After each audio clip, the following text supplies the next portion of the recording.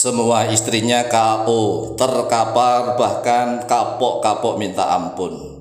Hanya fadilah zikir ya hayyu ya qayyumu yang dilatih berkali-kali. Ini adalah bukti nyata. Jangankan cuma istri satu, istri lebih dari satu, semuanya kapok minta ampun. Karena seorang laki-laki ini mampu untuk menahan keluarnya sperma, mampu menahan keluarnya sperma hingga durasi berjam-jam. Coba dibayangkan, senjatanya tegak, kuat berdiri, kuat berdiri tegak, dan tidak mudah untuk keluar begitu. Jadi dia mampu untuk menahan keluarnya sperma hingga berjam-jam dan anunya tetap berdiri tegak, kuat kaku, sehingga istrinya banjir berkali-kali, memuncak berkali-kali, sedangkan dia masih santai-santai saja. Oleh sebab itulah, wahai saudaraku kaum muslimin wal muslimat, para pecinta dan subscriber channel YouTube Tafsir Al-Mu'allim dimanapun berada, jika Anda, wahai para suami, ingin benar-benar kuat perkasa, maka cukup zikirkan ya hayyu ya qayyum. Ini jangan diubah-ubah, jangan diganti-ganti, sampai zikir ya hayyu ya qayyum itu masuk meresap mendarah daging. Ingat, sampai zikir ya hayyu ya qayyum itu masuk meresap mendarah daging di dalam raga sukma dan nyawanya. Nah, kalau zikirnya ya hayyu ya qayyum belum masuk meresap mendarah daging di dalam raga sukma dan nyawanya, kemudian diganti-ganti, ya namanya ilmunya belum masuk, sudah ganti dengan amalan yang lain. Ini jadi khasiatnya nggak maksimal. Oleh sebab itulah, konsentrasi dulu, dimaksimalkan ya hayyu ya qayyum. Nah, caranya bagaimana? Caranya kan sudah banyak video dari kami, yaitu dilatih dengan cara pernafasan. Ya hayyu ya qayyum dibaca, kemudian nafasnya diatur. Jadi pernafasannya caranya adalah pejamkan kedua mata. Pejamkan kedua mata, kemudian tarik nafas murni dari hidung. Jadi nafasnya itu keluar dari mulut, masuknya dari hidung. Masuk dari hidung murni, kemudian keluarnya dari mulut yang murni. Ingat nih, tatkala nafas dari luar, masuknya lewat hidung. Tetapi kalau keluar nanti lewatnya mulut. Jangan salah ya, keluarnya lewat mulut, masuknya lewat hidung, jangan dibalik. Masa menarik nafas lewat mulut? Ya, enggak asik. Jadi narik nafasnya harus lewat hidung. Makanya ketika menarik nafas itu, mulutnya, bibirnya dalam keadaan rapat.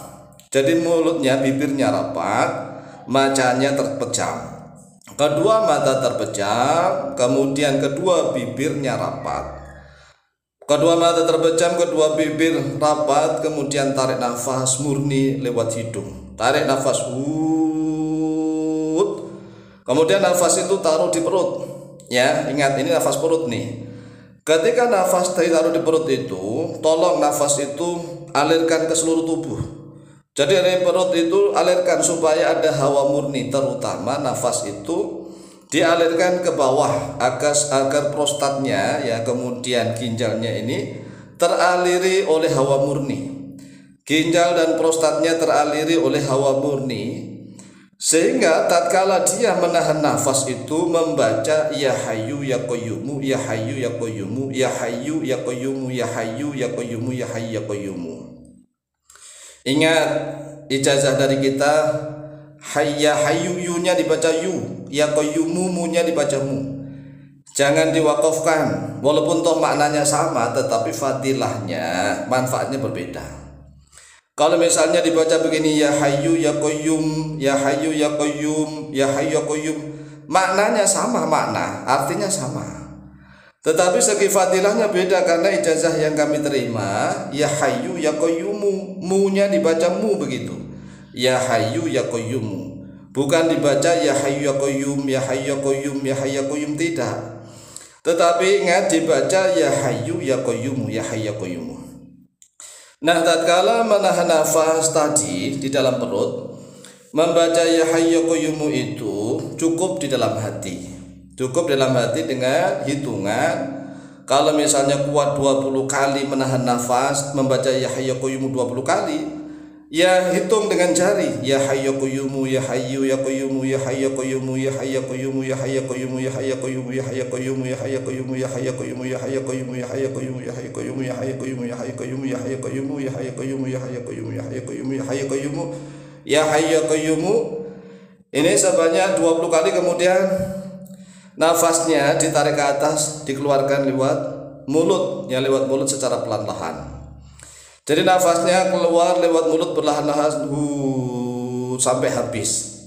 Jadi keluar lewat mulut sampai habis. Di dalam perut, dalam tubuh kita ini seolah-olah ya habis nafasnya.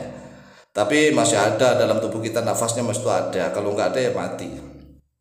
Ini seolah-olah ya nafas di perut itu habis, kosong. Nah setelah kosong tetap konsentrasi, tarik nafas lagi ya panjang, kemudian simpan nafas lagi di dalam perut.